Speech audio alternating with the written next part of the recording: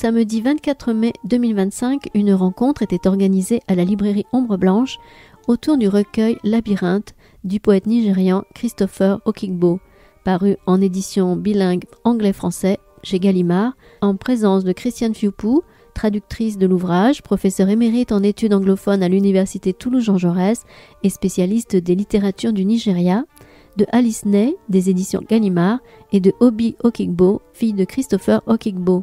Bonne écoute.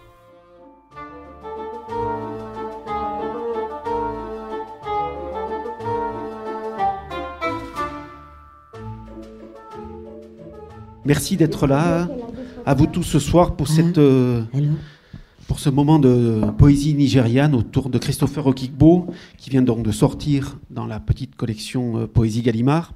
Il était sorti dans la collection du monde entier il y a 2 ans, 5 ans déjà. Et on avait... En plein Covid. Ah oui, c'est ça, en plein Covid. C'est pour ça, oui, qu'on n'avait pas fait... Parce qu'on avait prévu de faire des lectures déjà à la librairie. Le volume est traduit par une des grandes spécialistes de la poésie nigériane et même africaine anglophone, qui est Christiane Fiupou, qui a longtemps enseigné à l'université à l'époque du Mirail. C'était une formidable enseignante. Il a été bon. J'ai été très modestement, parce que je suis par contre un très mauvais angliciste.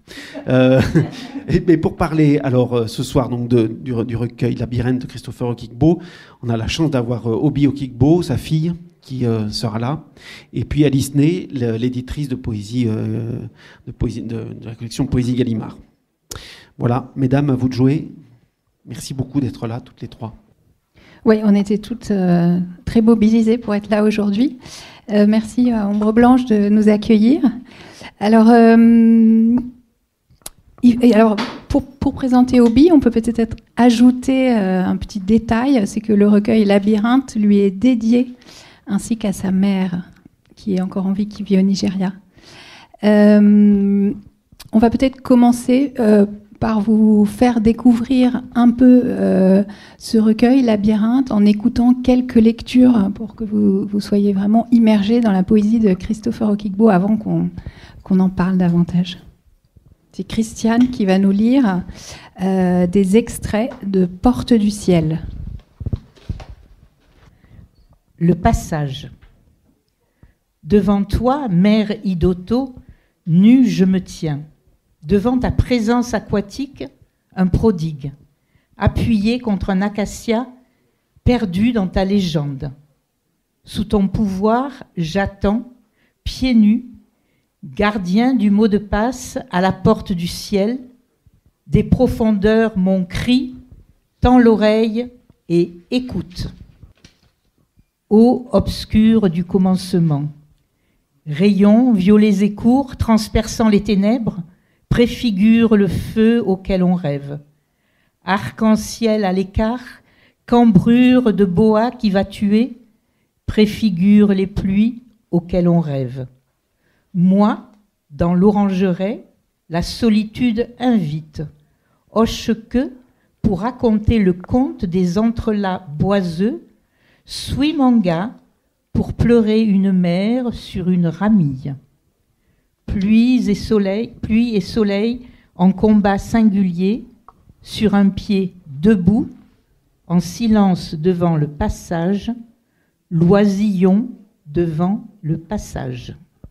Ce poème est Fille de l'eau, un de mes préférés.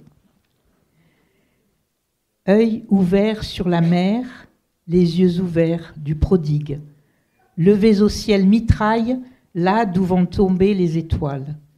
Le secret que j'ai dit dans nulle oreille, fort dans un trou creusé, pour garder, pas me noyer avec, le secret que j'ai planté dans du sable de plage, à présent se casse, ressac blanc de sel sur les galets et moi, et langoustes et clovis aux senteurs d'iode, la fille de ce vide à perte de sel, sophistique crémeuse, dont j'ai dissimulé le secret sous du sable de plage. Ombre de pluie sur plage écrasée de soleil, ombre de pluie sur homme avec femme. Alors j'irai encore dans les collines, alors j'irai là où jaillit la fontaine, là-bas pour y puiser de l'eau. Et à la cime des collines grimperai, corps et âme, Cholet dans la rosée de lune, là-bas pour aller voir d'en haut. Alors j'irai de mon œil balayer la brume, alors j'irai de brume de lune jusqu'à cime de colline, là-bas pour purification. Ici est un œuf à peine pondu, ici une poule blanche à mi-terme. On s'arrête là pour le moment, oui. Alors, on pourrait être tenté de commencer cette rencontre par des aspects très romanesques de la vie de Christopher Okigbo. On en parlera tout à l'heure. Peut-être certains d'entre vous ont lu un roman de Chimamanda Ngozi Adichie qui s'appelle L'autre moitié du soleil, dans lequel Christopher Okigbo, elle s'est librement inspirée de sa vie pour en faire un personnage de ce livre, mais c'est dire aussi l'importance qu'il a eue dans ce moment particulier de l'histoire du Nigeria. On y reviendra. Mais je voudrais d'abord vous interroger, Christiane, sur l'enfance de Christopher Okigbo et par enfance aussi, de quelle culture il s'est inspiré dans son œuvre, quelles sont ses racines et comment elles ont eu une influence sur lui, évidemment. Parce qu'il faut un peu présenter les différentes cultures du Nigeria pour ceux qui ne connaîtraient pas. Et oui, pour moi, c'est une évidence maintenant. Ça n'était pas au début. Donc, Christopher Okigbo est né dans l'est du Nigeria et sa langue de culture Igbo. Igbo, au Nigeria, il y a 3 grandes langues, Igbo, Yoruba et Hausa. Maintenant, il y a plus de 150 millions d'habitants, donc plusieurs centaines de langues. Et il faut se dire qu'un Nigérian, un Africain sur 5 est nigérian. Donc c'est une culture très riche, avec bien sûr des spécificités. Et donc Christopher Okigbo est né à Ojoto, je confonds avec Idoto, à Ojoto, d'une famille. Alors son père avait été christianisé, il était catholique, puisque au Nigeria, à l'époque, avec la colonisation, était venue aussi l'évangélisation, soit par les catholiques, soit par les protestants. Et ceux qui avaient comme professeurs, dans certains coins, il y avait des prêtres irlandais venus avec la colonisation britannique, et d'autres, c'était des anglicans. Donc, Okigbo, son père était devenu catholique. Sa mère, en épousant son père, elle aussi était devenue catholique. Mais le grand-père, lui, était un prêtre de la rivière Idoto.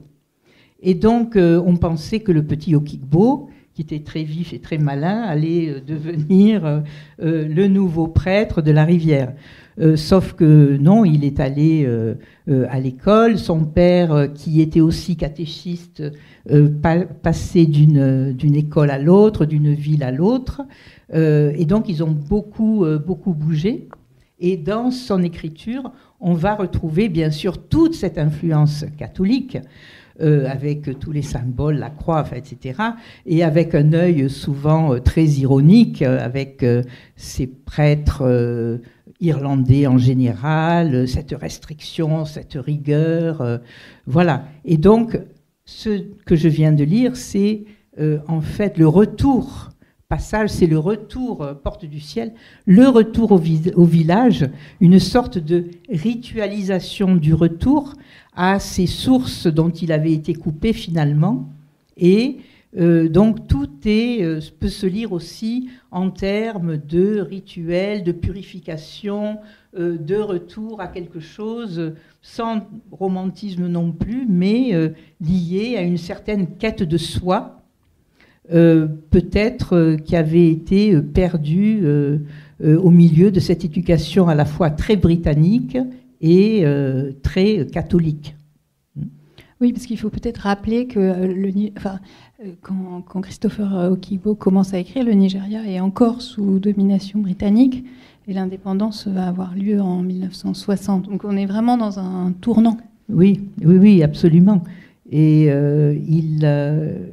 oui, c'est en 56 qu'il a commencé à écrire. Il était musicien, ça c'est très très important, musicien de jazz. Il jouait de la clarinette, mais aussi tout instrument. Il tapait du pied sur des bouteilles, etc. Du piano aussi. Grand ami de Wole Soyinka. Leur premier concert, c'était ensemble au piano, où l'un chantait, l'autre jouait du piano. Oui, c'était un musicien. Et il était à la fois influencé par la musique Ravel, enfin les européennes, mais aussi toutes les musiques du monde et les musiques Igbo, Yoruba, mais aussi le jazz. Et ce que j'ai lu alors, J'irai dans la colline, en fait, j'ai trouvé qu'il y a un poème, So Would I to the Sea Again. C'est à la fois un poème qui avait été repris par un poète lauréat anglais, mais chanté par Paul Robeson, qui était un chanteur afro-américain avec une voix absolument incroyable, qui a beaucoup marqué le Nigeria. C'était un comédien aussi. Oui. Alors, vous voulez dire quelque chose ? Oui. Peut-être revenons-en un peu, si on suit un peu ce parcours, revenons-en à sa formation. Parce que là aussi, la présence britannique va avoir une influence importante sur sa formation. Dans quelle école est-ce qu'il est envoyé, premièrement, et ensuite, comment est-ce qu'il étudie ?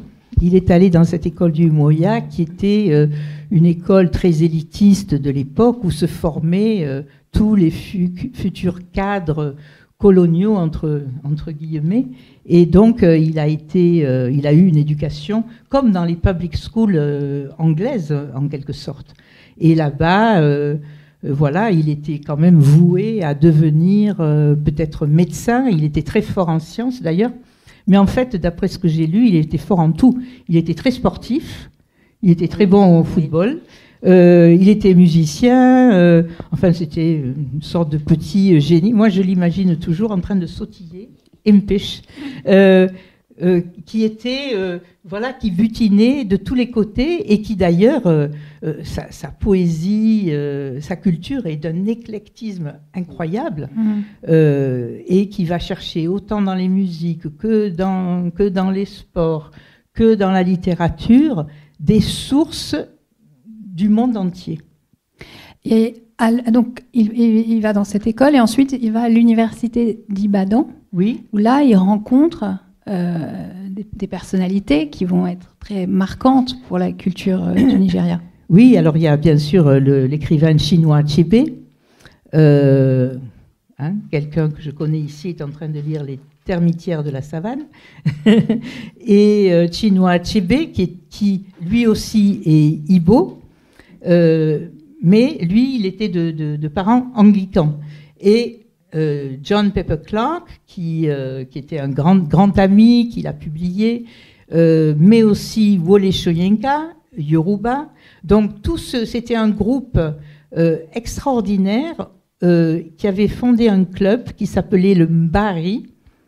Et Obi, peut-être tu peux en parler. Oui, université de Ibadan à l'époque. C'était une des meilleures universités in the world, and definitely in Nigeria. Et c'est vraiment particulier que cette année, ils ont produit Chinua Achebe, Wole Soyinka, Christopher Okigbo, John Pepper Clark, Flora Nwakpa, who's a female writer, un des premiers écrivains femmes qui a été publié à cette époque.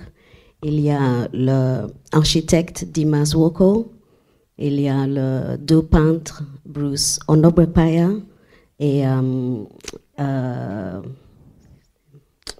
il y a Chika Okeke. So, c'était vraiment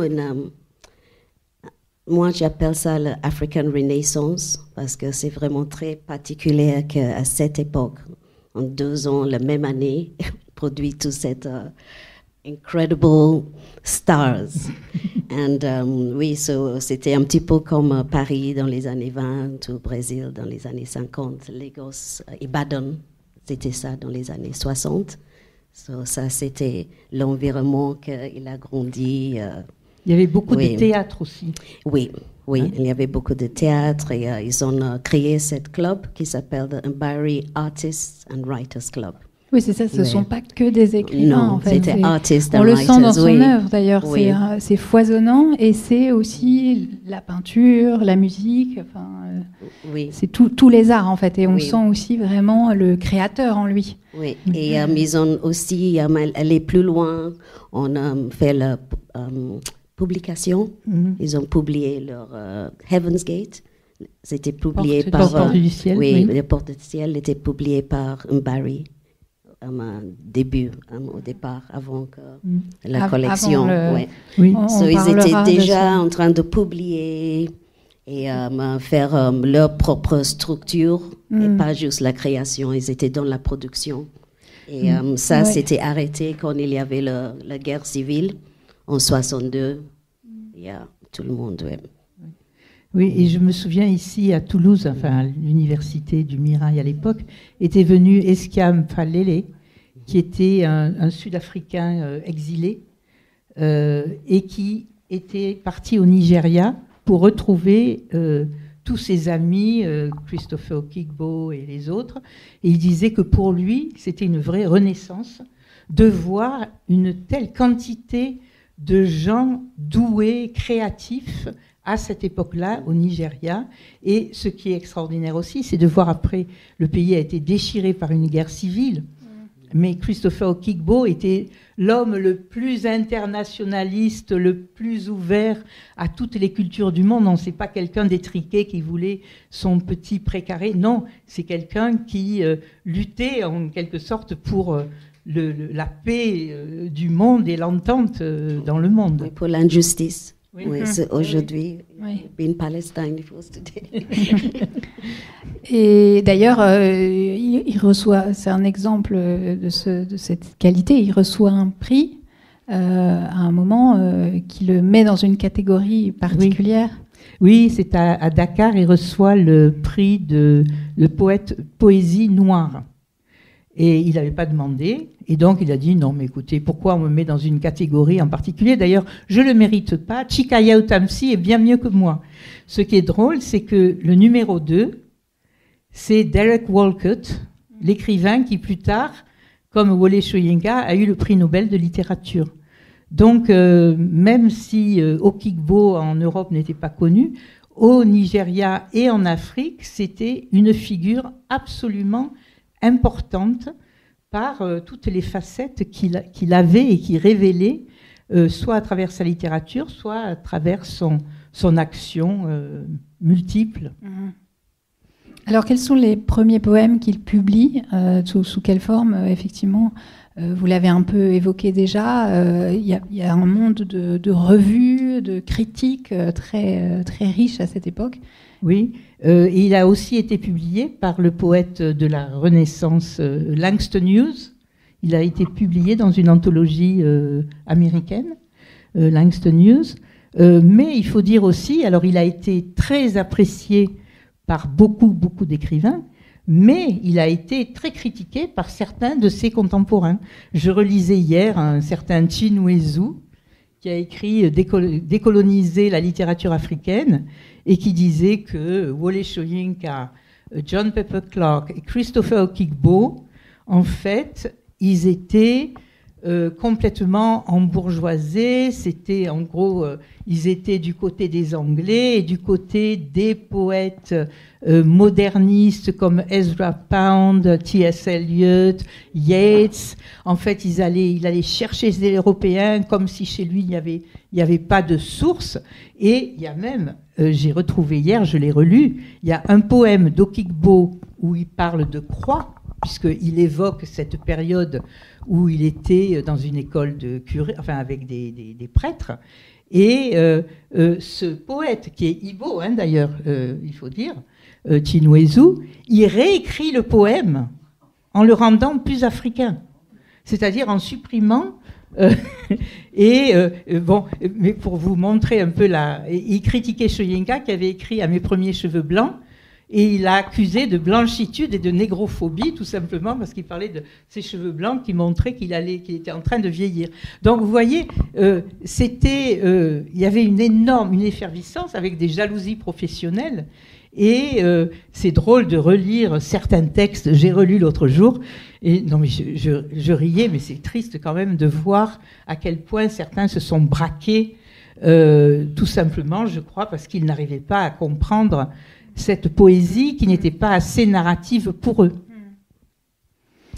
Alors parlons un peu de ce livre Labyrinthe, puisque bon, dans la collection Poésie Gallimard, il y a toutes sortes de livres. Parfois, on rassemble des recueils de plusieurs auteurs. Là, vraiment, c'est la publication en édition bilingue, anglais et français, de l'œuvre composée par Christopher Okigbo. C'est un livre qu'il avait lui-même organisé. D'ailleurs, il dit que les poèmes entre eux sont liés organiquement. Et pourtant, qui a été publié seulement de façon posthume après sa mort. Donc, c'est un livre mythique, puisque c'est là que sont rassemblés tous ces textes. Donc pour tous ceux qui le lisent en Afrique anglophone depuis longtemps. Comment est-ce qu'il est composé ? Quelle est la structure de ce livre ? Oui, alors la première partie dont j'ai lu quelques extraits, qui est Porte du ciel, qui est cette espèce de retour au village de cette déesse de la rivière, Ijoto, et c'est l'enfant prodigue qui revient là. Et donc c'est son enfance, une espèce de... Il dit « je suis nu », enfin une sorte de purification pour essayer de retrouver un peu des choses qu'il a peut-être perdues, un retour aux sources en quelque sorte. Et ensuite, la deuxième partie, c'est limites, avec les limites...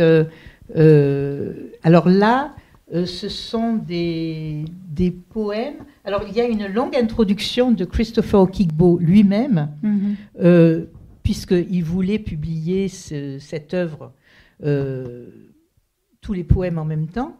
Et il y a une longue introduction. Alors certains disent oui, mais ça c'est lui qui décide que ça veut dire ça, mais nous on voit pas ça du tout. Mais on en parlait tout à l'heure là, en relisant avec Alice, toi. Oui. Justement. En fait, je te dis tu parce qu'en fait, oui, là, on dit vous parce que ça se fait, mais en fait, on se tutoie. Je racontais à Christiane que j'avais profité de ce long trajet en train pour avoir un temps de lecture qui nous est rarement accordé, un temps de lecture suivi. Et j'avais vraiment fait une nouvelle lecture de ce recueil que j'ai pourtant beaucoup lu pour avoir travaillé dessus, en regardant vraiment, et je vous invite à le faire, en suivant en fait ce que Christopher Okigbo nous propose comme interprétation dans cette introduction qu'il a écrite, avec les poèmes en regard. C'est un petit exercice parce qu'il faut entrer dans sa démarche, et c'est aussi une question qu'on se posera ensemble tout à l'heure davantage, mais il est un formidable guide, parce que c'est quand même beaucoup une poésie initiatique, et donc dans ce parcours initiatique, lui-même est un guide pour le lecteur, c'est-à-dire que c'est à la fois une poésie qui n'est pas toujours simple à comprendre, mais en même temps pour laquelle il nous donne des clés importantes. Et effectivement, il y a tout un parcours qui est toujours avec un même personnage, en quelque sorte, qu'il appelle le protagoniste. C'est assez étonnant comme mot. Mais en fait, c'est cette voix de poète qui est la sienne, tout en étant une figure beaucoup plus mythique, en fait, puisqu'il se compare aussi à Orphée très régulièrement. Donc c'est en fait avec lui, il transporte toute cette histoire de la poésie antique, mais aussi Dante. Enfin, on peut penser à beaucoup de ces parcours de poètes dans le monde des enfers, notamment. Oui. Et voilà, son introduction, je trouve, donne vraiment des clés importante, et en plus elle est très belle. Enfin, c'est aussi une œuvre en soi pour comprendre sa poésie. Et alors j'ai trouvé, tout à l'heure avant de venir, je parlais avec Alice, et donc Alice a étudié les lettres classiques, ce que je n'ai pas fait. J'ai lu beaucoup de lettres classiques grâce aux Africains, parce que Wole Soyinka a écrit Euripide, et j'ai lu l'Énéide, que je n'avais jamais lu, pour traduire 3-4 vers qu'on va lire tout à l'heure, où il s'inspire de Palinure. Et donc, ce qui est intéressant, c'est de voir que moi, je vois certaines choses quand je traduisais. Je disais, oh là là, ça, je reconnais. Pour ceux les Toulousains, peut-être, qui étaient ici, où Allen Ginsberg était venu, j'ai le disque, il parle de catatonic et de ping-pong, et j'ai trouvé catatonic ping-pong chez Okigbo, parce qu'il était absolument fasciné par la Beat Generation et par Ginsberg. Mais il y a une chose qui est quand même primordiale par rapport aux lettres classiques, c'est que avec son grand frère Pius, qui était un économiste d'ailleurs, le premier, je crois, ambassadeur en Europe, keynésien, et qui était d'une érudition incroyable, et Okigbo, comme tous ces gens, mais connaissait, c'était incroyable tout ce qu'il lisait. Et il avait étudié, au lieu d'étudier la médecine, comme c'était prévu, il s'était pris d'amour pour le grec et le latin, et il faisait des gammes, c'est-à-dire il écrivait des phrases en grec, en latin, et il traduisait en anglais. Et pour moi, c'est un peu comme les musiciens qui faisaient leurs gammes. Là, ils faisaient ces gammes. Et alors, Alice me disait que quand elle lisait Okigbo, elle sentait... Tu peux nous parler un peu de cette prosodie ? Oui, bah, c'est quelque chose aussi qu'on trouve assez souvent chez les étudiants de lettres classiques. On se reconnaît, c'est-à-dire que, moi, en tout cas, ce que je disais à Christiane tout à l'heure, c'est que parfois, en lisant cette œuvre que j'aime particulièrement, je me dis, est-ce que c'est parce que j'entends aussi cette dimension rituelle qu'on trouve beaucoup chez les Grecs, notamment dans le théâtre, cette disposition de la parole particulière, avec ses répétitions incantatoires, cette façon de presque solliciter le Dieu, en fait, pour qu'il apparaisse. Mais chez lui, ça peut être peut-être aussi le Dieu de la poésie. Enfin, c'est aussi la muse à travers les filles de l'eau. Il y a toutes ces dimensions, il y a énormément de choses qui me font penser à l'univers des Grecs. Et voilà, je disais à Christiane, est-ce que c'est très personnel comme lecture, ou voilà, est-ce qu'on peut l'apprécier aussi sans ce prisme? Mais je pense que oui, tout à fait. Oui, oui. Et oui, je crois que chacun y voit ce qu'il veut y voir aussi. C'est-à-dire, toi, tu reconnais ça, et moi, à la fin, je reconnais, toi, peut-être tu verras une épopée, et moi, je reconnais les oriki yoruba, certaines structures poétiques du Ghana, avec lesquelles je suis plus familière, parce que finalement, je connais mieux le panthéon yoruba que le panthéon grec, ou si je l'ai étudié, j'ai fait le détour, comme disait Ballandier, à travers la littérature africaine pour arriver à ma propre culture européenne, puisque moi j'avais fait des maths avant de faire des lettres. Voilà. Alors peut-être on va écouter une deuxième série de poèmes avant de interroger aussi Obi. Voilà. Elle a beaucoup de choses intéressantes à nous dire. Limite de la sirène. Tout à coup me faisant loquace comme tisserin, convoqué dans le hors-jeu d'un rêve remémoré, entre somme et réveil, j'accroche mes coquilles d'œufs pour toi de la Palmeraie, là où depuis les tours de bambou pendent dégouttelant du vin haut perché de la veille, un masque de tigre et une lance nue. Reine de l'humide clair-obscur, j'ai connu ma purification, émigrant au nez aérien, le bouc en rut.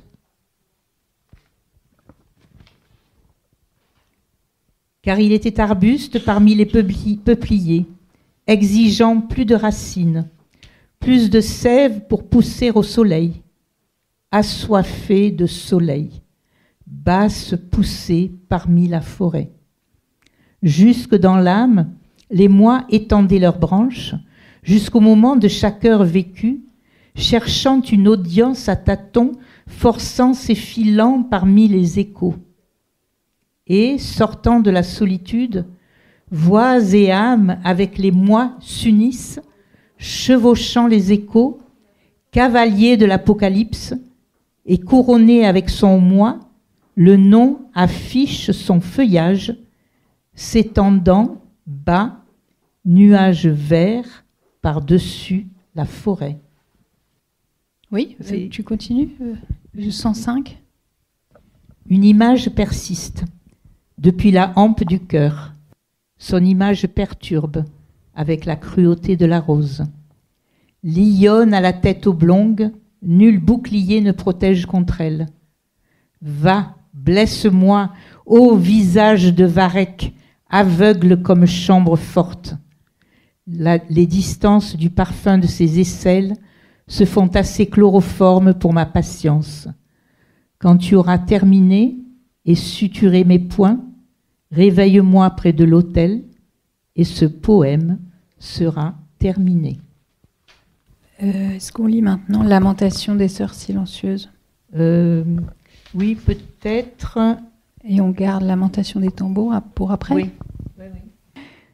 Cette ombre de charogne nous incite et en rythme silencieux nous exhorte. Rassemble la rémige cassée, cachée de notre aile, sur ce cri angoissé de Moloch. Quel pas de fonte dégringolant dans la vallée, le tout forgé en tonnerre de tank, et ses détonateurs se carambolant avec volées de flamèches dans cette danse de jubilation des lucioles. Ils lui ont frappé l'oreille, ils l'ont frappé dans l'œil, ils ont gratté ses os pour se repaître. Et c'est sans répit qu'ils se rendront au puits jusqu'à ce qu'ils fracassent leur calebasse.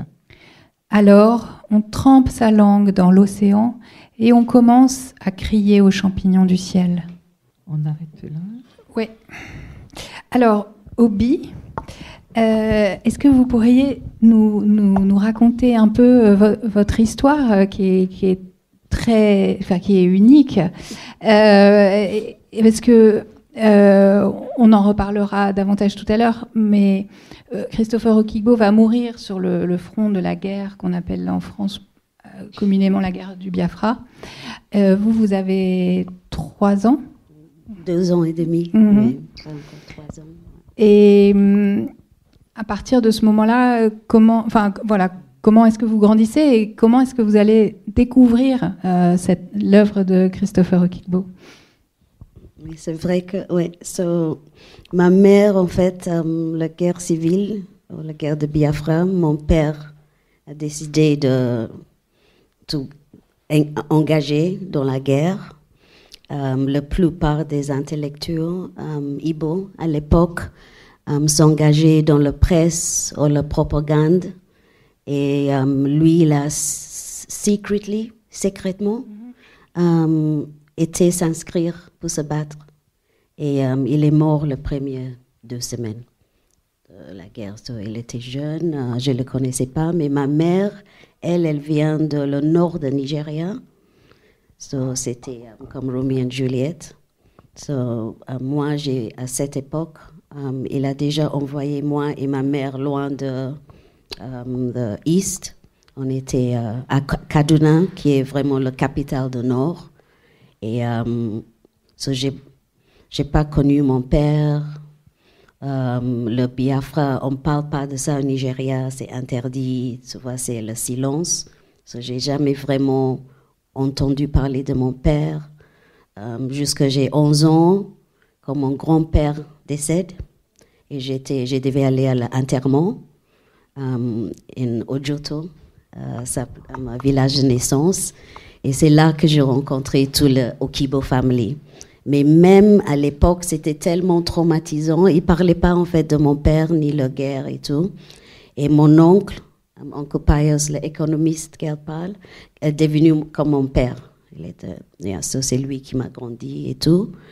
Et c'était à sa mort, en 2000, que j'ai pensé pour la première fois, où est-ce que mon père est enterré, en fait. Et j'ai commencé à poser des questions, mais jusque-là, c'était presque le silence. On n'a jamais vraiment parlé de lui. Et j'étais déjà âgée, j'avais déjà 35 ans, 38 ans, un adulte. Et c'est là que j'ai commencé la quête, en fait, de mon père.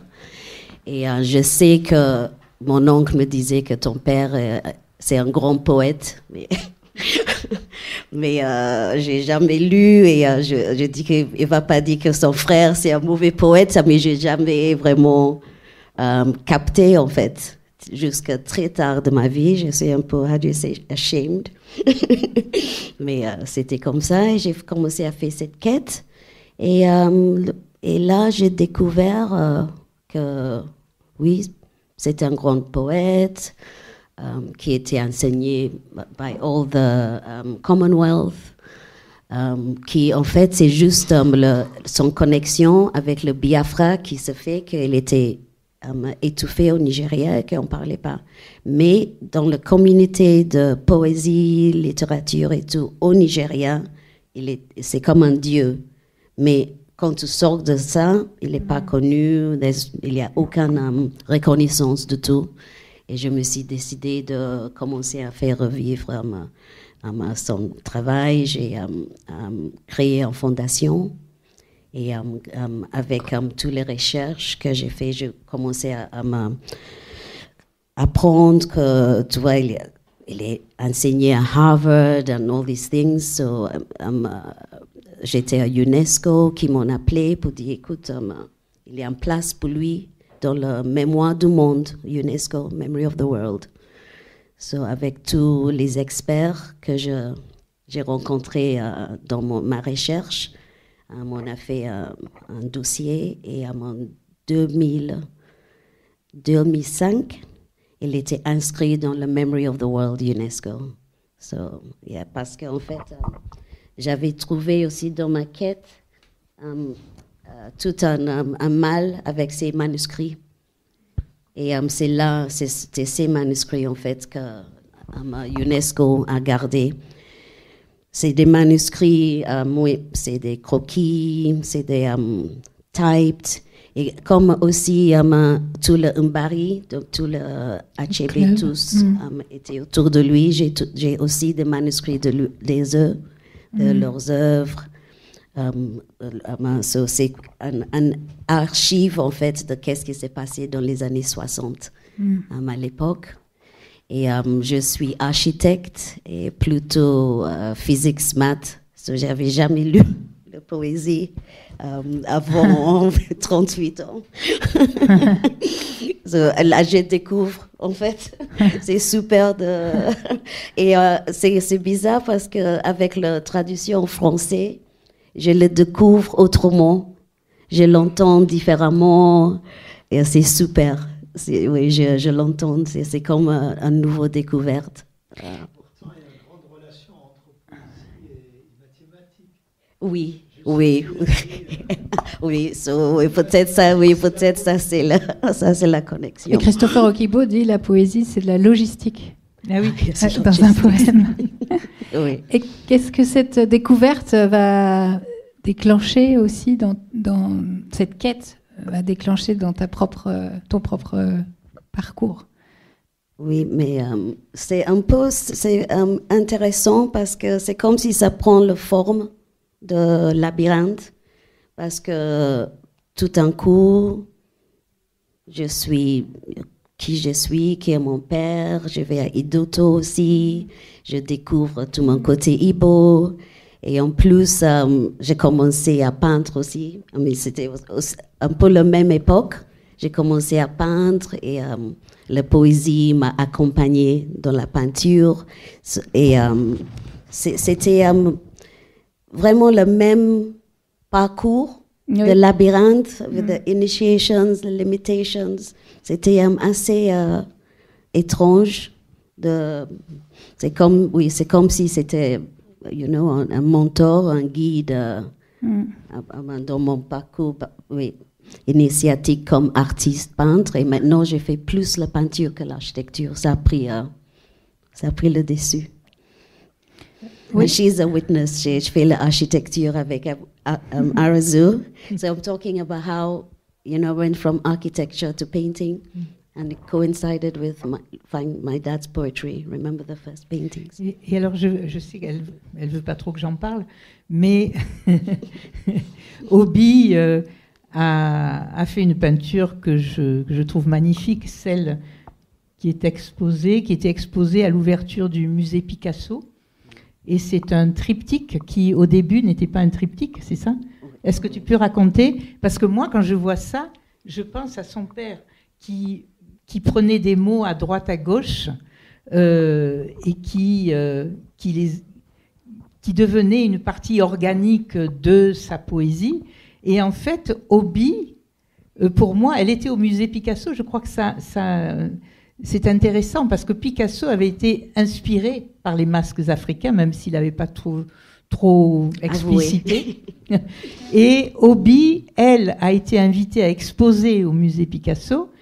Cette toile, elle s'appelle comment? In Blue, something in blue. My childhood, memories of my childhood. Yeah. Voilà. C'est magnifique et c'était un très grand tableau qui est devenu un triptyque. Hein, et dessus, tu as mis des masques. Oui, en fait, elle m'a sélectionné pour le Picasso pour avoir un dialogue avec toutes ces collections de masques et œuvres d'art océaniques et africains. C'était lors de son 5e anniversaire. C'était il y a 2 ans. Je ne sais pas si vous avez vu l'expo. Ils ont fait quelque chose. Ils ont changé le musée Picasso pour faire. C'était Paul Smith.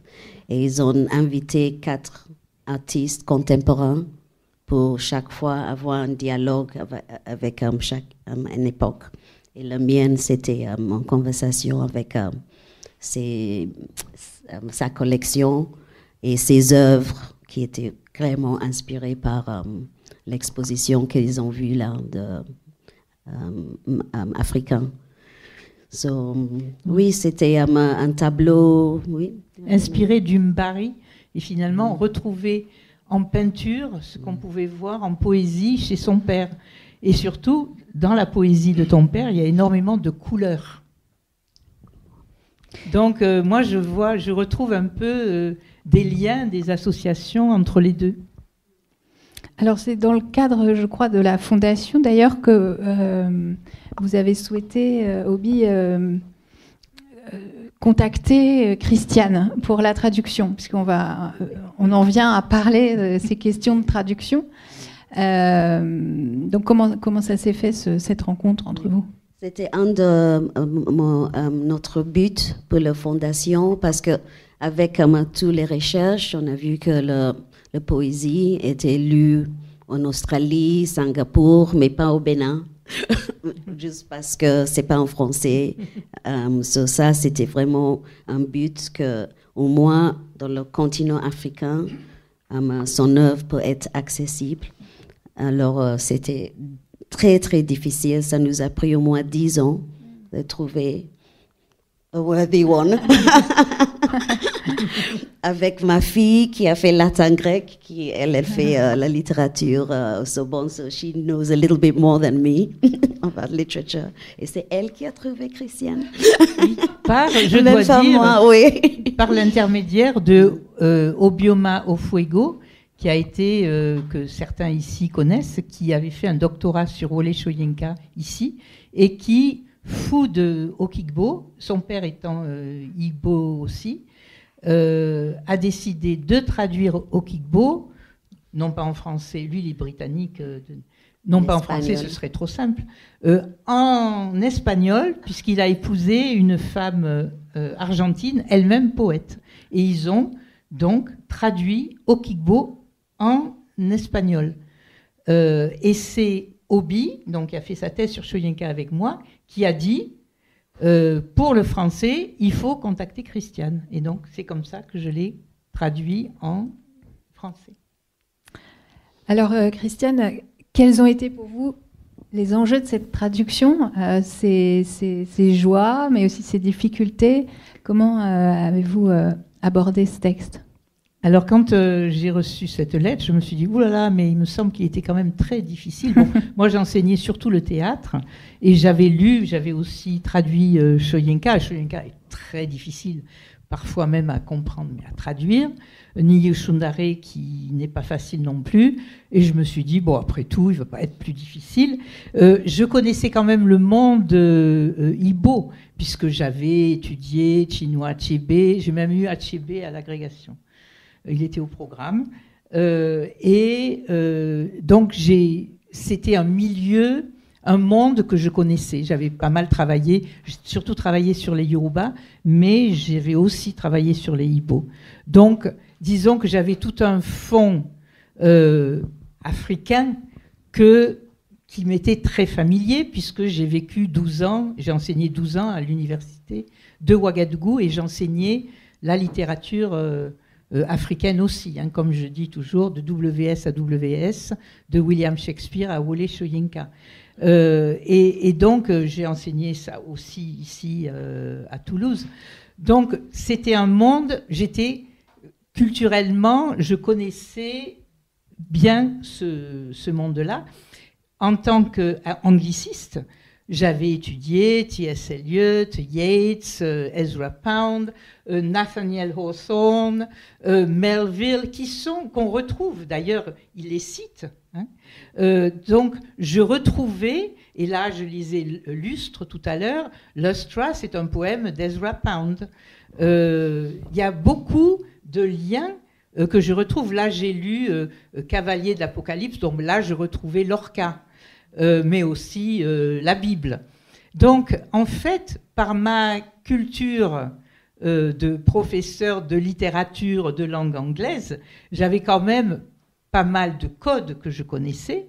Ce qui est intéressant, c'est que Obi, lui, il a traduit en espagnol, et quelqu'un a écrit sur l'importance des Espagnols et des Sud-Américains sur la poésie d'Okigbo, parce que Okigbo était, il faut le dire, il a fait plusieurs métiers, mais il était bibliothécaire.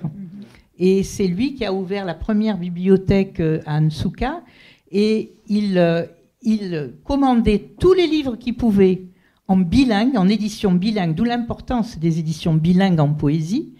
Il ne connaissait ni l'italien, ni le français, ni l'espagnol, mais il avait fait du latin et du grec. Donc, il lisait les textes en anglais, plus grâce à il arrivait à suivre. Donc, c'est comme ça qu'il a été influencé par aussi des poètes français. Il y a Arrosé de souvenirs, c'est tiré de Mallarmé, parce qu'il aimait ça. Donc, il allait comme Shakespeare. Hein. Shakespeare, c'était le plus grand imitateur. Il imitait, il prenait des bribes à droite à gauche, mais il était génial, il en faisait quelque chose d'original.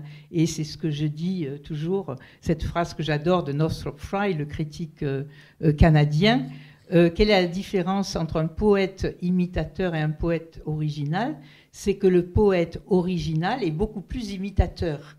Il va prendre à tellement de sources diverses qu'il en fait quelque chose qui devient carrément original. Oups. Et c'est pas grave. Et donc, je crois que Christopher Okigbo, c'était ça. Donc, certaines choses, par exemple, Arrosé de souvenirs, je suis allée relire l'après-midi Faune pour voir, et Sprinkle, je l'ai traduit par Arrosé, pour retrouver dans ma traduction française la source française. Par exemple, c'est ce que je disais aussi, j'ai retrouvé Joyce en train de se limer les ongles. C'était la traduction de Jacques Aubert de Le portrait d'un artiste de Joyce, que j'ai enseigné à Ouagadougou pendant des années, à Toulouse aussi. Je connais par cœur, j'adore ce passage. Et c'est simplement, là, c'est la mort en train de regarder tous les cadavres autour d'elle, détaché, en train de se limer les ongles. Pour Joyce, c'était le dieu de la création qui est là, indifférent, en train de se limer les ongles. Donc voilà, donc je comprends aussi l'influence de Joyce sur Okigbo, puisque Joyce est toute cette jeunesse catholique, enfin, etc. Donc tous ces mouvements, et alors c'est là que peut-être il y a une image, et je vais vous montrer la photo. Oui, il y a une image que vous citez dans la préface. Alors la préface aussi de Christiane, je tiens à dire à quel point elle nous sert aussi de guide, parce qu'elle est vraiment dense. On peut la relire 15 fois, on voit toujours quelque chose qu'on était passé à côté. Alors, je sais pas si vous... Alors ça, c'est une photo d'un ami, Bruno Français, prise en Afrique du Sud, et ce sont des tisserins, des nids de tisserins. Alors, je ne sais pas si vous connaissez les tisserins. Ce sont des oiseaux, il y en a beaucoup en Afrique, qui tissent des nids, non pas sur les arbres, mais qui pendent des arbres. Regardez sur Internet, on vous montre comment ils vont chercher une brindille dans le sol, et ce sont des véritables artistes qui tissent ces nids exactement de la taille qu'il faut pour que leurs femelles puissent pondre les œufs, avec des trous ni trop gros ni trop petits, pour que les prédateurs ne puissent pas venir. C'est extraordinaire de voir ces petits oiseaux, ils sont tout petits, ils piaillent, loquaces, ils sont très loquaces. Et donc, Okigbo, quand il est mort, son ami John Pepper Clark a appelé son poème « La mort d'un tisserin ». Et il disait, il allait chercher, cueillir une paille de chaque sol. Et je pense que c'est ça. Okigbo est allé cueillir une paille de chaque sol, et à partir de ça, il en a fait un tissage très coloré, absolument magnifique, qui avait son originalité, même si l'originalité, de toute manière, qu'est-ce que c'est que être original? Donc je trouve que c'est pour ça que pour écrire c'est très difficile d'écrire une introduction, surtout pour quelqu'un comme Okigbo. Et quand j'ai vu cette image du tisserin plusieurs fois, je me suis dit, ça y est, c'est mon fil conducteur qui me permet de comprendre tout ce travail d'artiste et d'orfèvre. Et voilà. Et donc, pour arriver à traduire, alors bien sûr, il y a sûrement des tas de choses qui m'ont échappé, mais certaines choses, c'est Obi qui, en espagnol, m'a dit que Oblong et les panneaux Oblong, ça c'était tiré d'un poème de Carl Sandburg, un auteur américain. Il m'a envoyé le poème. Donc, je veux dire, c'est un travail multilingue et à plusieurs, en quelque sorte, comme lui, aller chercher à droite à gauche. Moi-même, en tant que traductrice, j'étais obligée d'aller à des sources multiples. Donc, je vous dis, grâce aux Africains, je me suis cultivée d'une manière absolument incroyable. Alors, on va peut-être lire Lamentation des tambours avant de passer à la prochaine question. Lament of the drums. Lion-hearted cedar forest, gonads for our thunder. Even though you are very far away, we invoke you. Give us our hollow heads of long drums. Antelopes for the cedar forest, swifter messengers than flash of beacon flame, we invoke you. Hide us, deliver us from our nakedness. Many-fingered canebrake, exile for our laughter.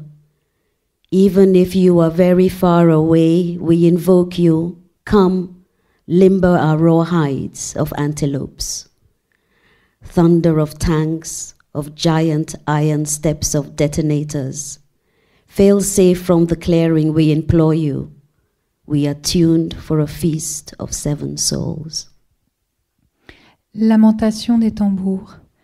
Forêt de cèdre au cœur de lion, gonade pour notre tonnerre. Même si tu es très loin, nous t'invoquons. Donne-nous les têtes creuses des tambours longs. Antilope pour la forêt de cèdre, messagère plus rapide que la flamme fulgurante du phare, nous t'invoquons. Cache-nous sous ta peau, délivre-nous de notre nudité. Bouquet de joncs aux doigts multiples, exilé pour notre rire, même si tu es très loin, nous t'invoquons. Viens, assouplis notre peau brute d'antilope. Tonnerre de tanks, de pas de fer géants de détonateurs, reste en retrait de la clairière, nous t'implorons. Nous sommes accordés pour une agape de cette âme. J'aime beaucoup ce poème parce que c'est justement sur la fabrication du tambour.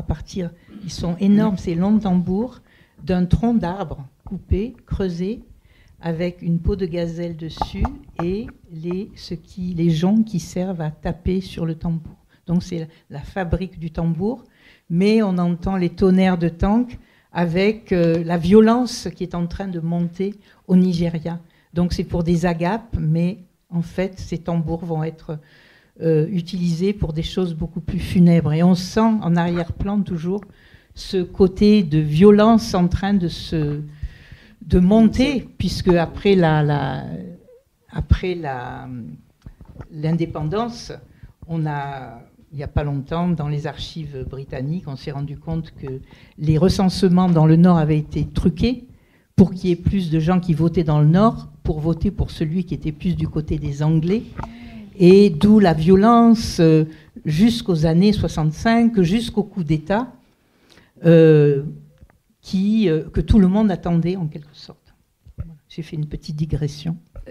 On devait lire toutes les deux. Oui. La suite, 153. C'est toujours lamentation des tambours. Il pêche aujourd'hui dans les eaux obscures, là où le marin finit de se reposer. Palinure, seul dans une prison brûlante, tu tiendras la mer morte éveillée avec un chant nocturne. Argent des petits ruisseaux de ce côté du pont, cascade de rires blêmes pusillanime, pli sur pli de bleu pur violet. Quel souvenir à la mère de son amant. Palinure, mal aimée dans tes catacombes vides, tu vas finir par t'user seul au fil de l'âge. Rien ne reste, fort la fumée après l'orage.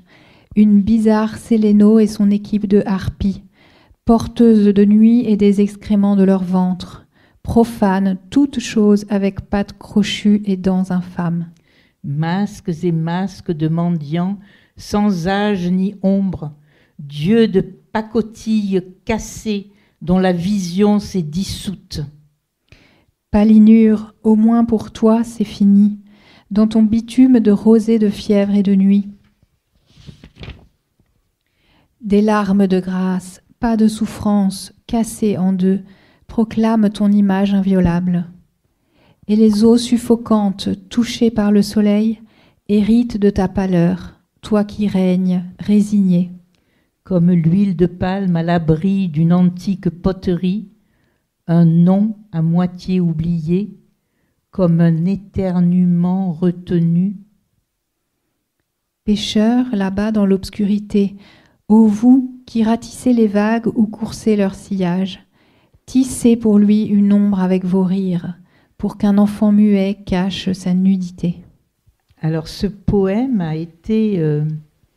c'est Okigbo lui-même qui en parle dans son introduction. Palinure, alors tu pourras nous en parler mieux tout à l'heure, mais il représente, c'est Awolowo, qui était un Yoruba, qui avait été un politicien, qui avait été emprisonné. Et c'est lui qui est vu comme le Palinure de l'Énéide. Et à la fin du poème, bon ça il faut arriver à voir, je n'ai pas trop vu, mais il parle aussi de ce Awolowo qui a perdu son fils dans un accident de voiture. Segun Agolowo, d'ailleurs, c'était un grand ami de tous ces écrivains. Soyinka a écrit un poème là-dessus, sur la mort de Segun Agolowo.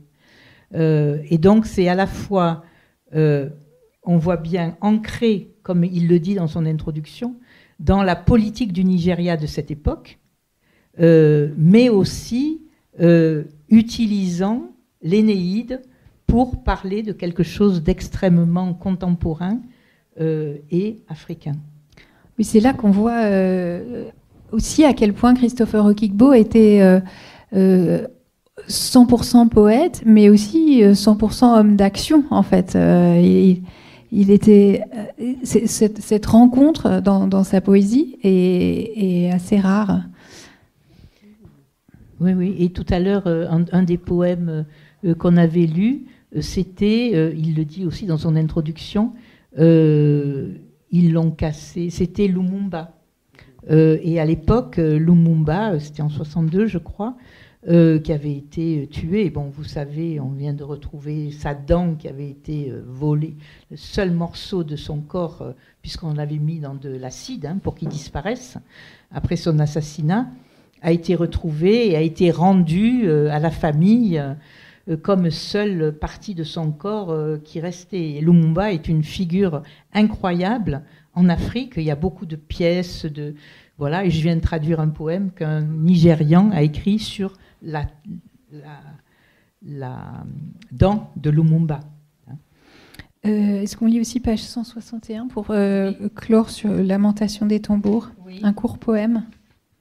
Donc Lamentation des tambours, Christopher Okigbo explique aussi dans son introduction très très précisément les aspects de composition musicale qui ont déterminé ces poèmes, la présence des tambours et de corps comme des instruments vraiment d'accompagnement. C'est moi qui lis. Pardon. Pour les déplacer au loin, il y a des sanglots. Pour les déplacer au loin, pour les distants. Les sanglots sont pour les champs de récolte. Les lamentations des tambours sont « ils ne poussent pas ». Les sanglots sont pour les chants des hommes. Pour les mariés qui sont stériles, pour les enfants qui se meurent. Les sanglots sont pour le grand fleuve. Ces guetteurs bedonnants le dépouillent. Alors là, je voudrais qu'on évoque, parce qu'il y a tellement de choses à dire que pour le moment, on n'a pas encore assez abordé, me semble-t-il.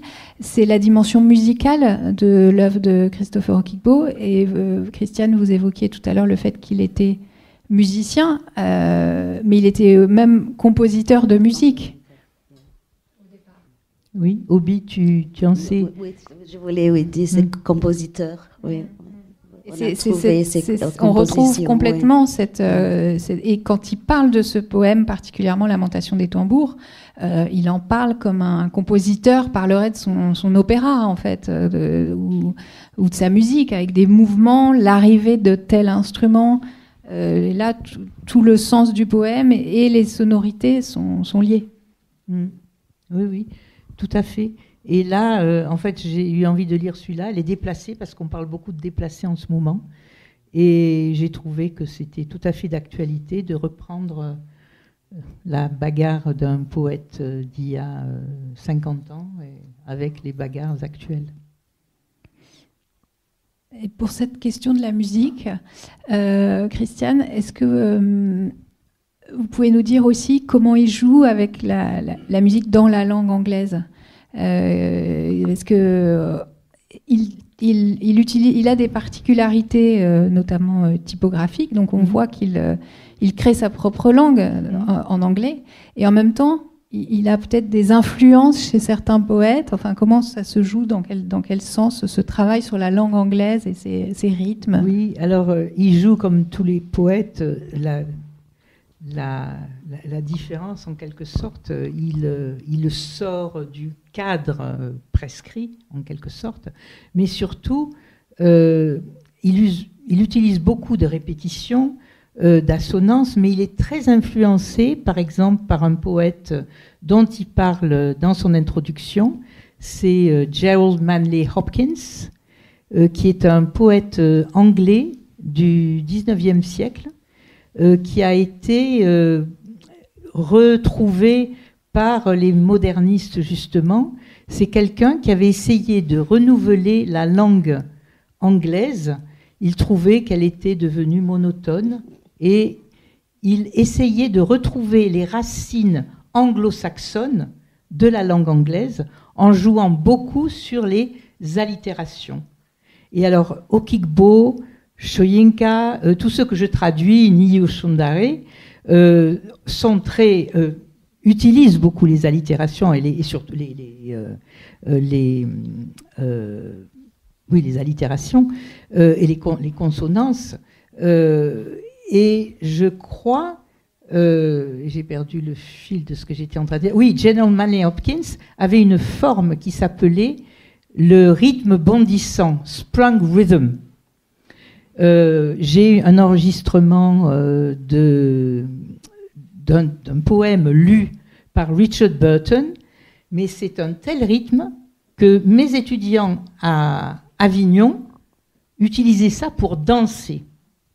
Comme Beowulf, le premier poème anglo-saxon médiéval, qui est sur Gripen, Grappa. Enfin, c'est très, très, très marqué. Or, Okigbo, Soyinka, Achebe, tous ces écrivains ont été accusés par le même Chinwezu d'avoir le syndrome d'Hopkins, la maladie de Hopkins, parce que bêtement, ils répétaient ce que Hopkins faisait. Et Soyinka a dit, mais pas du tout. C'est tout simplement parce que Hopkins, en faisant ce qu'il fait, est en train d'imiter, en quelque sorte, la structure de nos langues à ton, les langues tonales, comme beaucoup de langues, que ce soit les langues asiatiques et la plupart des langues africaines, où si je dis owo et owo, ça veut dire trois choses différentes. Et c'est de là que viennent les jeux de mots, etc. Donc, si ils utilisent ça, c'est tout simplement parce que ça correspond à leurs propres langues africaines et leur manière de jouer avec les sons et avec la musique de la langue.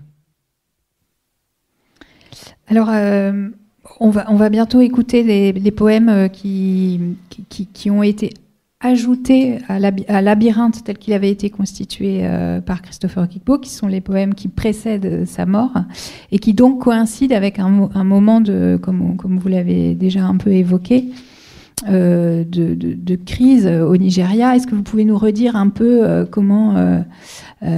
qu'est-ce qui va en fait déclencher cette guerre civile et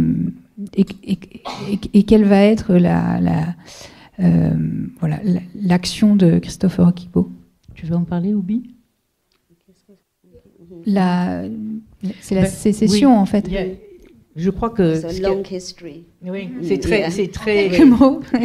Oui, il y a eu le coup d'État de janvier 1966, attendu par tout le monde. Hein. Le tonnerre, d'ailleurs, il y a un des poèmes. Le tonnerre peut éclater. Bravo, hurrah, hurrah. Les éléphants sont tombés. Hurrah pour le tonnerre. Maintenant, on va voir ce qui se passe. C'est un coup d'État qui a mal tourné. Il y a eu pas mal de morts, ce qui n'était pas prévu. Et suite à ça, quelqu'un a pris le pouvoir, et puis il y a une contre-coup. Certains Ibo ont été massacrés, mais certains Ibo n'ont pas été massacrés. Or, dans le nord musulman, il y avait déjà, à ce moment-là, avec cette effervescence, beaucoup de massacres des pogroms de Ibo. Christopher Okigbo pouvait voir du nord arriver, comme on peut voir maintenant à la télé, hein, les massacres, et des gens ou des cadavres ou des gens mutilés. Ojukwu, qui était ce qu'on a appelé plutôt Biafra, a voulu faire sécession. Bon, il y a toute une histoire de réorganiser le pays et là, il ne faut pas oublier qu'en pays Ibo et dans le sud, c'est là qu'il y a le pétrole quand même. It was a war of petrol. Voilà, c'était une fois de plus une histoire de pétrole. Oui, c'est une histoire de pétrole. Le Nord, en fait, quand les Anglais sont partis de Nigeria, ils ont laissé le pouvoir dans le nord de Nigeria. Et tout l'administration et l'éducation, c'était dans le sud. C'est des Yoruba et des Igbo. Et il y avait un truc inéquitable. Et après, comme Christiane a dit, le first coup d'État, qui était vraiment la dissatisfaction de cette situation, il y avait des massacres de Igbo in the northern part of Nigeria.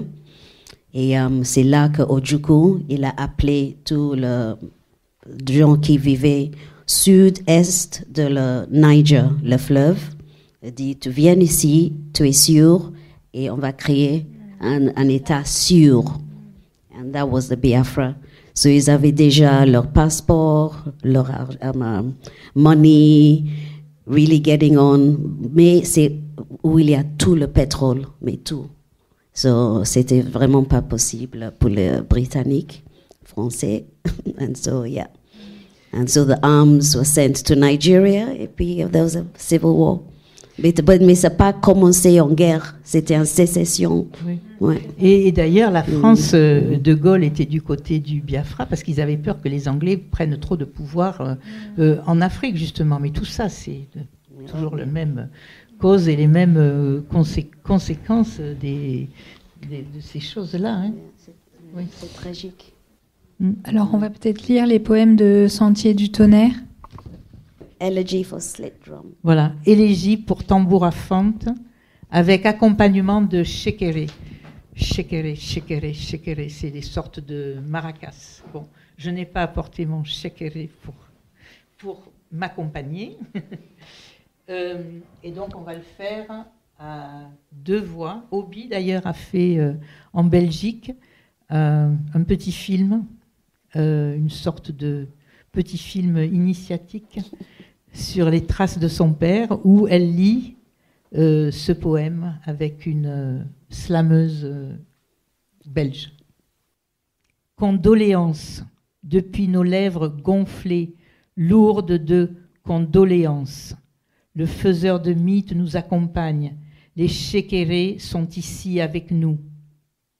Condoléances depuis notre langue clivée du tambour à fente, condoléances.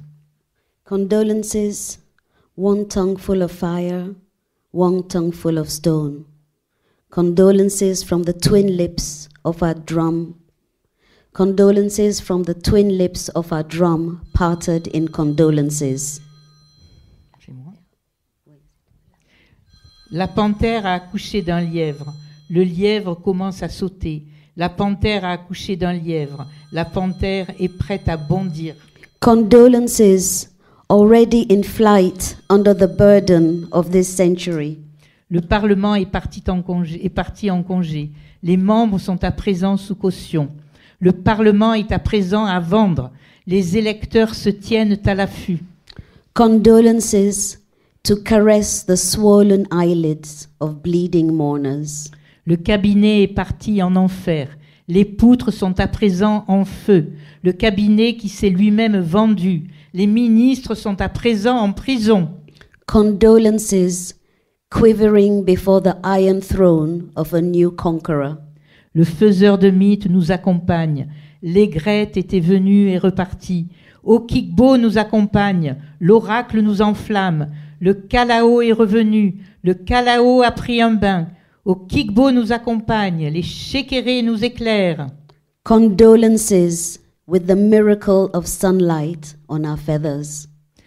Le général est là. Le général est là. Commandement. Le général est là. Le général est là. Le général est là. Condolences from our twin beaks and feathers of condolences. Le général est près du trône. Un masque de fer comme son visage, couvre son visage. Le général a gagné la partie. Les mortiers sont très loin. Condolences to appease the fever of a wake among tumbled tombs. L'éléphant est tombé. Les mortiers sont sortis vainqueurs. L'éléphant est tombé. mérite-t-il son sort? L'éléphant est tombé. Sait-on la date encore? Des tanks de jungle pulvérisent l'ultime bastion britannique. L'éléphant ravage la jungle. La jungle est peuplée de serpents. Le serpent dit à l'écureuil, « Je vais t'avaler ». La mangouste dit au serpent, « Je vais t'estropier ». L'éléphant dit à la mangouste, « Je vais t'étrangler ». Le tonnerre abat les arbres, fraie un sentier. Le tonnerre les fracasse toutes. Condolences. Le tonnerre qui a frappé l'éléphant, ce même tonnerre devrait porter plumée. Condolences. Un faiseur de route fait une route. La route devient trône. Doit-on le bastonner pour abattage d'arbres? Condolences. Le tonnerre qui a frappé l'éléphant, ce même tonnerre peut aussi tuméfier. Condolences. On devrait oublier les noms, on devrait enterrer la date, les morts devraient enterrer les morts. Condolences. Depuis nos lèvres tuméfiées du tambour vide de condoléances, tronc de l'arbre de fer, nous crions condoléances quand nous nous cassons, coquillage de haute mer, nous crions condoléances quand nous nous secouons. Ibadan, mai 1966. Alors, Christiane, vous disiez tout à l'heure que chacun avait un peu sa lecture de Labyrinthe et de l'œuvre de Christopher Okigbo. Obi, j'aimerais vous demander un peu quelle est la vôtre, qu'est-ce qui fait, selon vous, la beauté de cette poésie? Ouais, c'est difficile de dire comme ça, mais je pense, pour moi, je vois ça, c'est vraiment quelque chose de très dense, et des fois j'ouvre et c'est juste une ligne, deux lignes tellement beau et profond, je ne sais même pas comment décrire. Et ça reste avec moi pendant un temps. Et après, c'est tout le poème, de voir le contexte, mais des fois, c'est vraiment un recueil que tu peux ouvrir et juste lire une phrase et ça peut rester avec toi pendant quelques mois. C'est tellement de imaginaire et beaucoup de choses qui évoquent qu'on peut découvrir vraiment morceau à morceau. Pour moi, ça, c'est la particularité que je trouve. Christiane? Oui, alors ce poème qu'on vient de lire, excusez-moi, j'ai pas été très à la hauteur, mais on n'a pas eu le temps de répéter parce que les trains sont arrivés très tard. Quand je lis ce poème-là, je retrouve vraiment tout ce que je trouvais dans les poésies traditionnelles yoruba, par exemple, mais on voit que c'est une poésie beaucoup plus narrative. Et c'est pour ça que toujours ce même Chinwezu a dit « Heureusement quand même qu'avant de mourir, Okigbo a écrit quelques poèmes qui sont vraiment très bons. » Et ça Wole Soyinka était furieux, mais comment ose-t-on dire des choses pareilles? Mais là, on voit que c'est presque théâtral en quelque sorte. Dans certains poèmes où il utilise les chœurs, y a tout ce côté chœur. Et d'ailleurs, je crois que toi, tu peux en dire quelque chose, puisque toi, tu m'as dit que ça t'émeuvait. Oui, ça m'évoque effectivement le théâtre antique, voilà, l'œuvre d'Échille notamment, avec cette invocation régulière que le chœur sollicite l'arrivée systématique pas des personnages, mais enfin des figures de ce théâtre. Oui, oui, parce qu'on commence avec une sorte de poésie assez privée, intime, personnelle.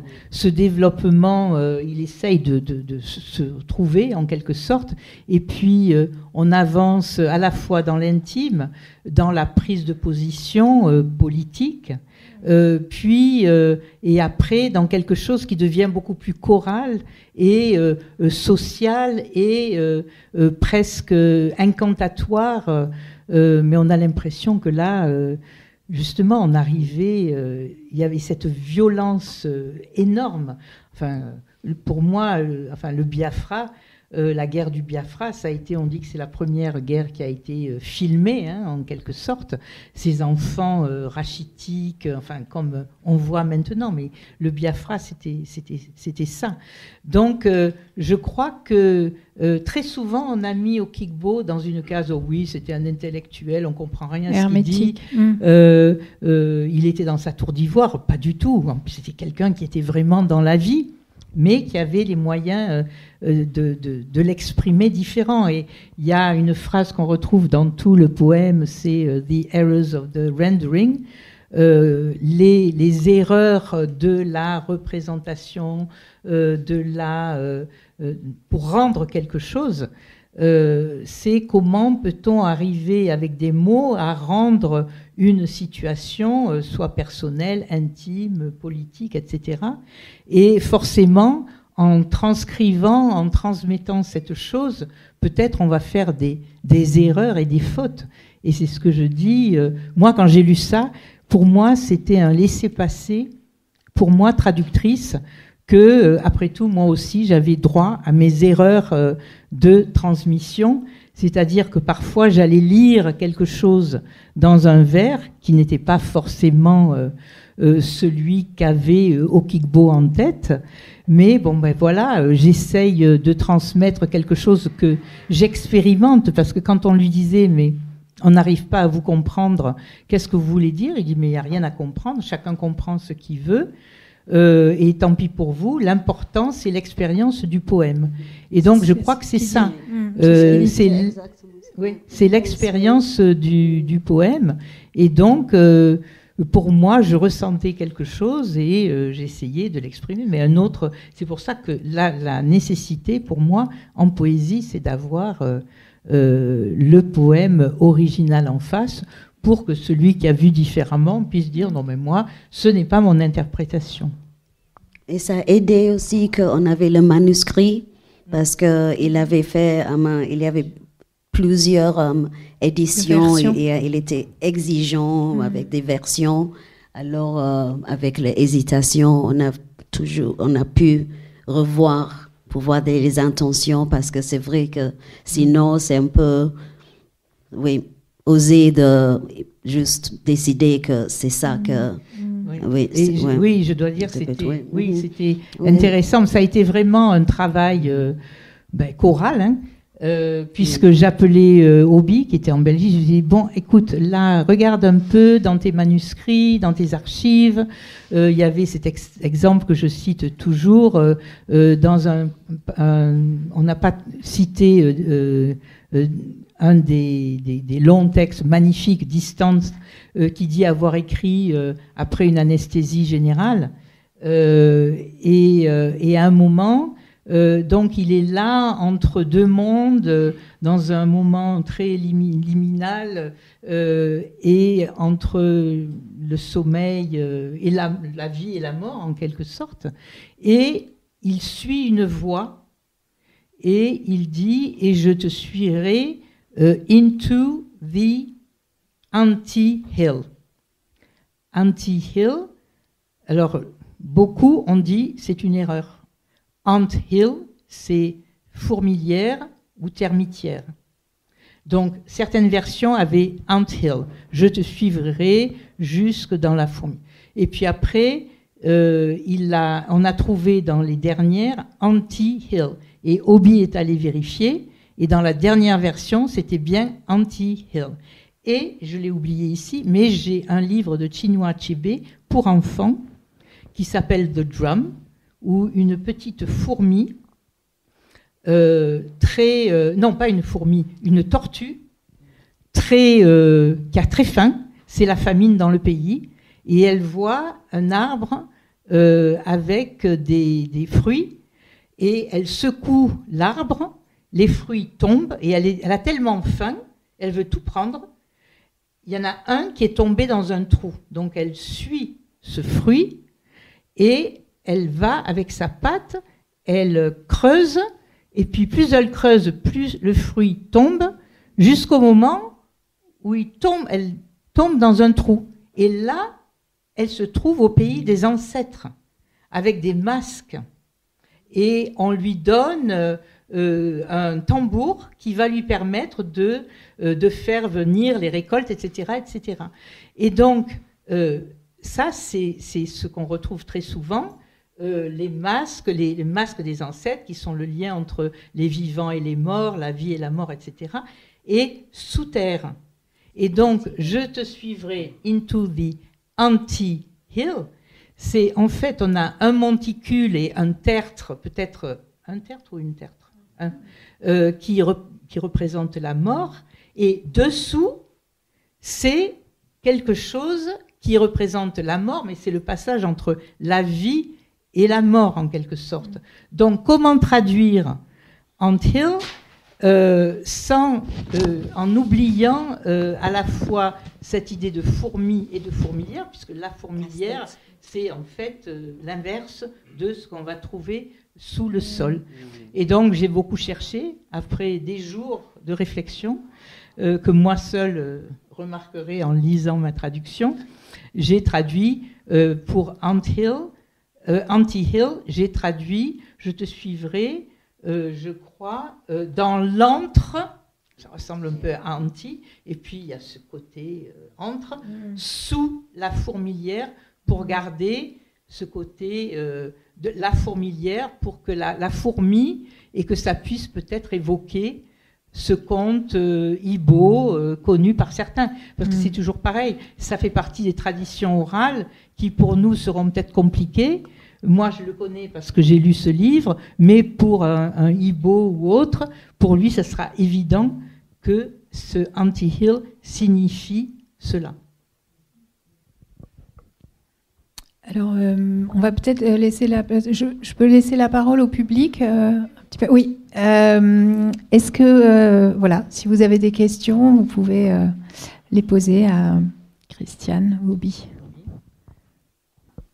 Merci beaucoup, c'était passionnant. Ça fait 2 fois que j'entends ou 3 fois que j'entends parler de ce recueil et je découvre à chaque fois de nouvelles choses. Merci beaucoup. Aujourd'hui, qui sont les héritiers de Christopher Okigbo? Quels sont ses fils et ses filles en poésie, au Nigeria ou ailleurs? En poésie, oui, il y a beaucoup. Ou en littérature, ou en théâtre. Ou... Ni Osundare. Oui.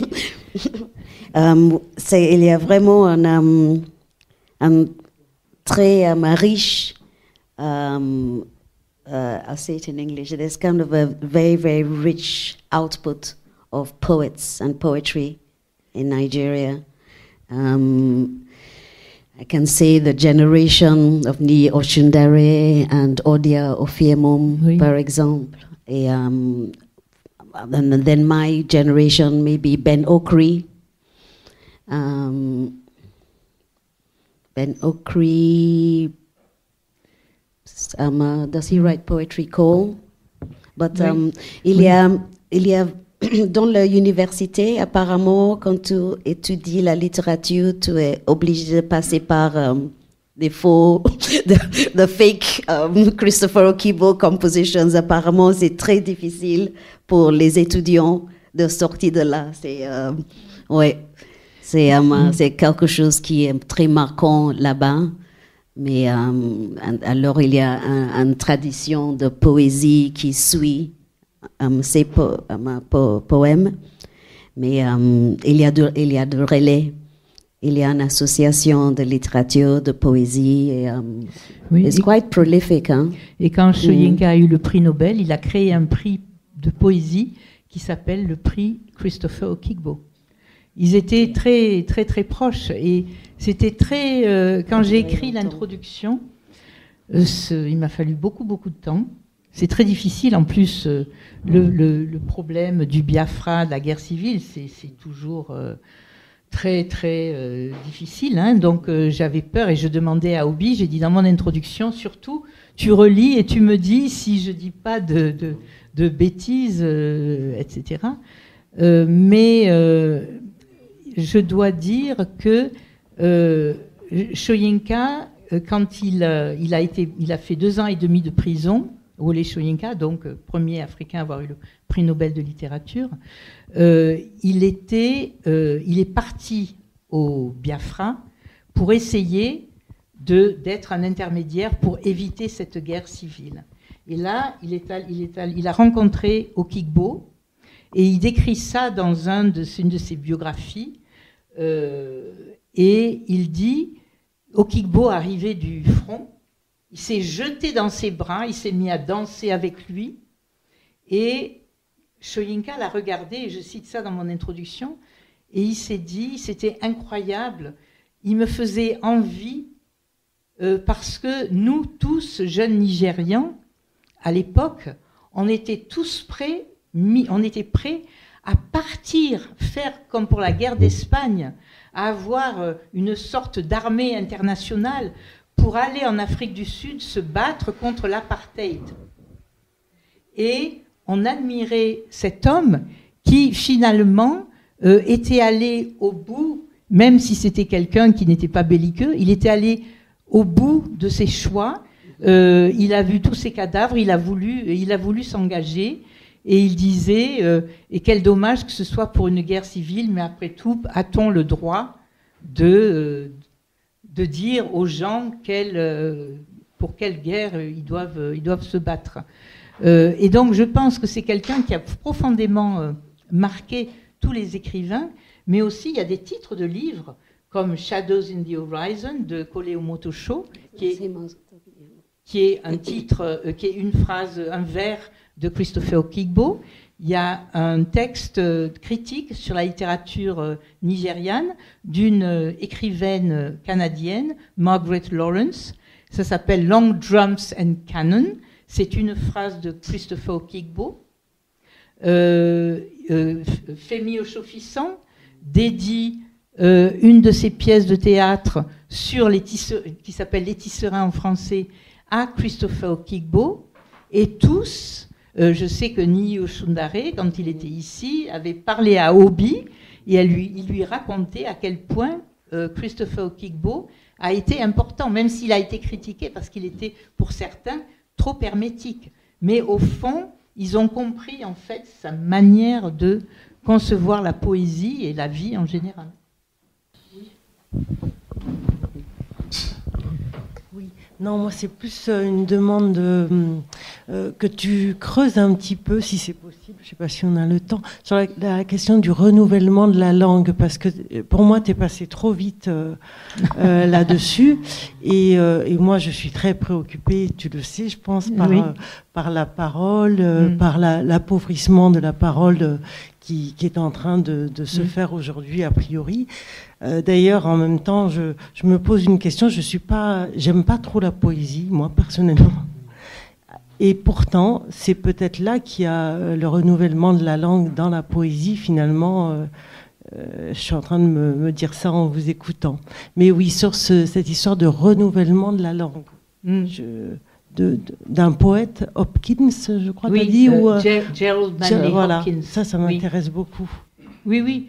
C'est-à-dire aller chercher des racines qui sont un peu oubliées. Dans la langue anglaise, il y a à la fois les racines latines et les racines anglo-saxonnes. C'est pour ça qu'il y a un vocabulaire immense, puisqu'on a toujours 2 mots, un avec une source anglo-saxonne et une source latine.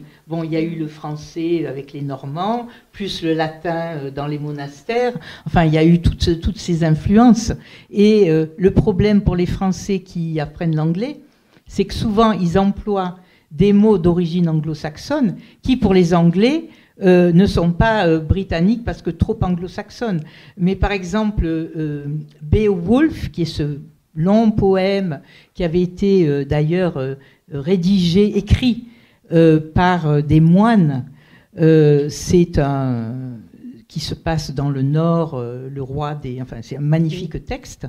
Tout en allitération. Il y a une Américaine qui a traduit ce texte anglo-saxon en anglais, mais en utilisant uniquement, si possible, des mots d'origine anglo-saxonne, c'est-à-dire en n'utilisant pratiquement pas de mots d'origine latine.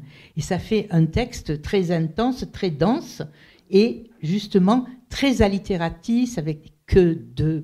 C'est très guerrier, d'ailleurs c'est un... Beowulf, c'est une histoire de guerrier qui va tuer le monstre Beowulf. Hein. Donc je pense que c'est Yeats, qui était le poète irlandais. Alors les Irlandais ont beaucoup de choses à dire aussi sur la langue, puisqu'ils ont une autre langue qui est le gaélique.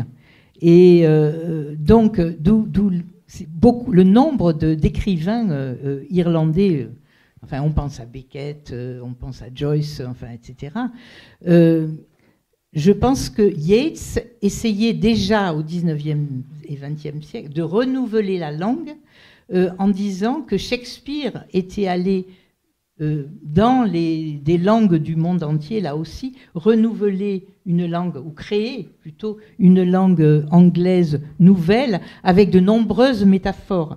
Et je crois que ça, c'est très important, c'est des langues très métaphoriques aussi. Et Yeats essayait, dans sa poésie, qui a énormément influencé Okigbo, qu'on a jugé aussi hermétique, d'aller retrouver des structures de phrases qui renverraient à cette belle écriture de l'époque de Shakespeare, au lieu d'utiliser des mots trop ordinaires. Enfin bon, de toute manière, c'est un éternel recommencement.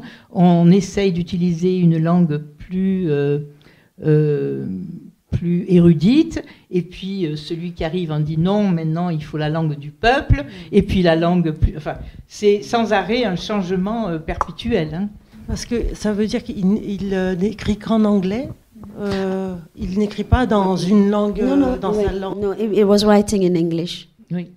Il écrivait en anglais. Mais à la fin de sa vie, mais les documents ont disparu. Il écrivait aussi en Igbo. C'est dans le manuscrit qu'on a trouvé ça. Mais cet recueil et tout, c'est en anglais. Oui. Oui. Oui. C'était en anglais. Et je crois qu'il avait écrit un long texte en Igbo qu'on n'a jamais retrouvé avec la guerre, puisque...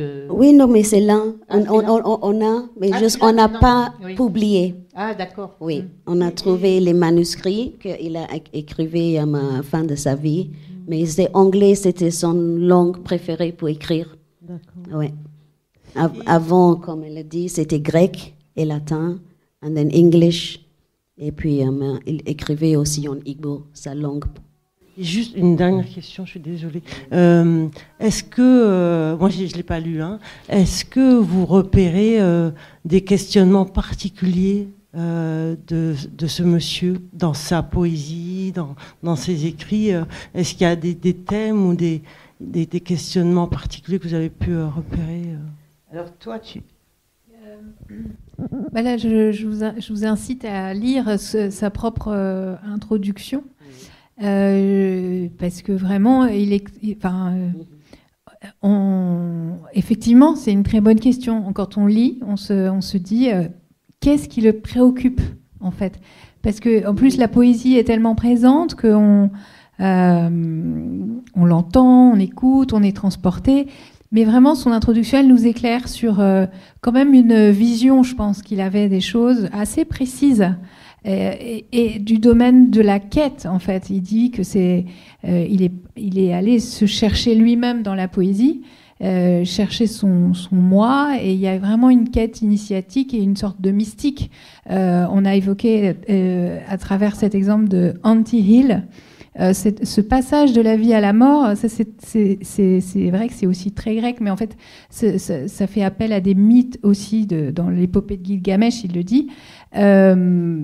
Il est dans ce registre de la poésie où la frontière entre la poésie est une sorte de lieu de passage pour absorber cette chose inséparable que sont la vie et la mort, en fait. Et donc, ça, c'est une sorte de mystique où la vie est dans la mort est dans la vie. Le héros, comme Orphée, le protagoniste chez lui, vont aller chercher une initiation, en fait, dans cette voie.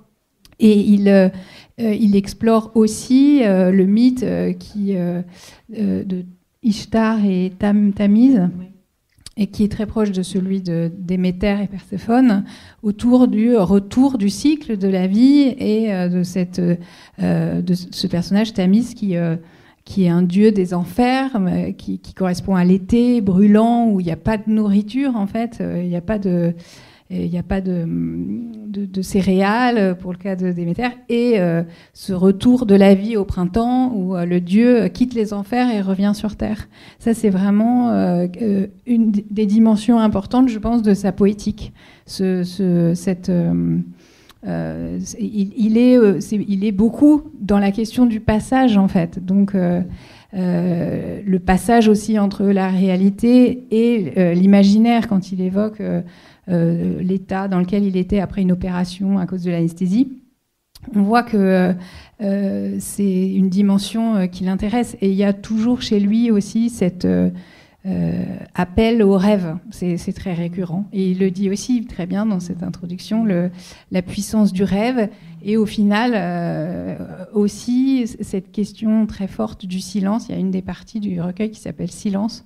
Donc, comment le poète se débat avec ses outils de parole et à quel moment il est confronté où il doit laisser place au silence. C'est aussi quelque chose de très important, je crois. Ça revient beaucoup dans ses poèmes.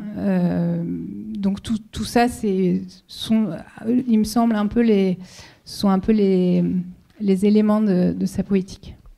Effectivement, je l'ai un petit peu entendu en vous écoutant, parce que voilà, je ne l'ai toujours pas lu, au niveau de l'identité, où on peut être amené à vouloir une identité consistante, solide, unique, repérée, auquel on tient comme ça, et qu'on appelle des identités meurtrières, alors que c'est plutôt peut-être du côté de l'entre-deux et du passage et de ça et ça. Voilà, il y a quelque chose de plus... Elle est présente. Il dit, à un moment, on l'évoquait ensemble tout à l'heure, j'interrogeais Christiane et Obi sur pourquoi il dit à un moment que le deuxième moi du protagoniste est tué, en fait. Il perd son deuxième moi. Je me disais, et on l'a entendu dans un des poèmes, c'est quoi cette histoire des différents moi? C'est quelque chose qui est très présent dans Heaven's Gate. Donc il y a vraiment, ce sont ses propres mots, cette quête du moi et une quête initiatique, mais évidemment un moi de poète. Donc c'est jamais son moi social ou son moi. C'est justement tout cet aspect-là, sans doute, qu'il laisse derrière lui quand il est poète. C'est ce qui fait que sa voix est universelle aussi. C'est parce que au plus intime, il est une voix d'homme, quoi.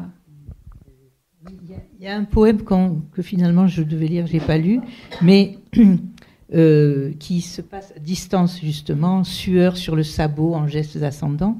Et il dit: encensoir dès le berceau d'une religion sans nom, chaque soupir est le repos du temps dans l'abysse, accouplés et scellés dans une fière oblation, frères du silence et des roches errantes, avec le fardeau du pion sur la pierre en fusion et la cicatrice du baiser et celle de deux épées, sueur sur le sabot dans l'abysse stabilisé, Chaque soupir est le repos du baiser. J'adore cette phrase.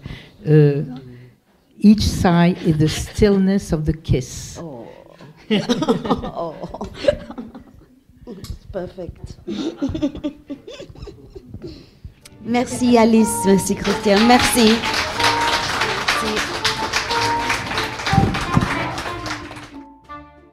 Il s'agissait d'une rencontre avec Christiane Fiupou, traductrice du recueil de Christopher Okigbo, Labyrinthe, édité chez Gallimard, en version bilingue anglais-français, et en présence de Alice Ney, des éditions Gallimard, et de la fille du poète Obi Okigbo.